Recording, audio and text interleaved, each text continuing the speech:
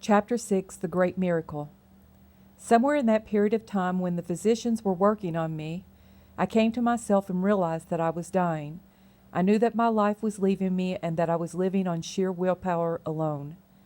Every breath I breathed was a labor of pain so great that I knew the human body could not survive such a pain. With each breath it seemed as though my strength would fail, and once that breath was inhaled, then it required the same amount of strength to exhale. Nothing was automatic, and I knew that I was keeping my appointed time to die. It was as though I received a revelation. This is it. Knowing that God could give me back my life and that only God could change my appointed time to die, I prayed a strange prayer. My prayer was that God would allow me to appear before His throne and to plead for an extension of my physical life. In any other place and time, this prayer would be unusual. However, all of this was planned by God so ultimately to serve His purpose. The thought to pray such a prayer was instilled in my mind by the Holy Spirit. At the time I concluded the prayer, I heard a voice. Oh, what a voice! There was not words in our language to describe to you what I heard. This voice was hypnotic and totally captivating.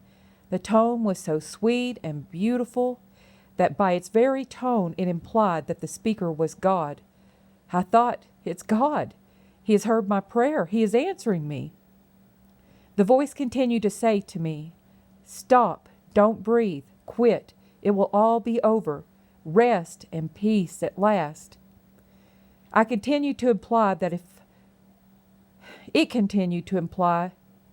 that if only I would obey, I would at last have all the things that I would ever need. At this point, I began to comply, and I started lessening my efforts to breathe. After all, this was the very first time in my life that I had ever heard an audible, supernatural voice, so you can understand my total captivation. It was such a beautiful voice, a voice that is beyond description with human words.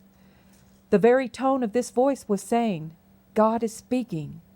Can you imagine my willingness to obey a command of that voice? So I began to lessen my efforts to breathe. Then, like a bolt of lightning, "No!"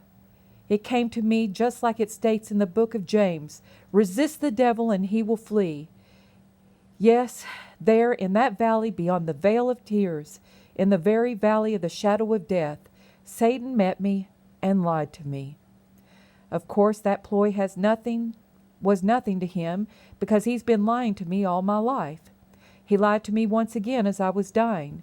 Nothing is sacred to Satan, the father of lies, for there he implied that he was God. These are the tactics with which the people of this world are confronted in this closing age of the church. Satan is, first of all, a liar. He lied to Eve, and he has not stopped lying since. The sad part is that many people are buying that lie without even knowing it. Notice that in my situation, Satan didn't start out with an outright lie. He said that if I would obey him, the physical pain would stop. He was truthful in that statement, but all the rest of what he said was a lie. That is why he is so hard to trap.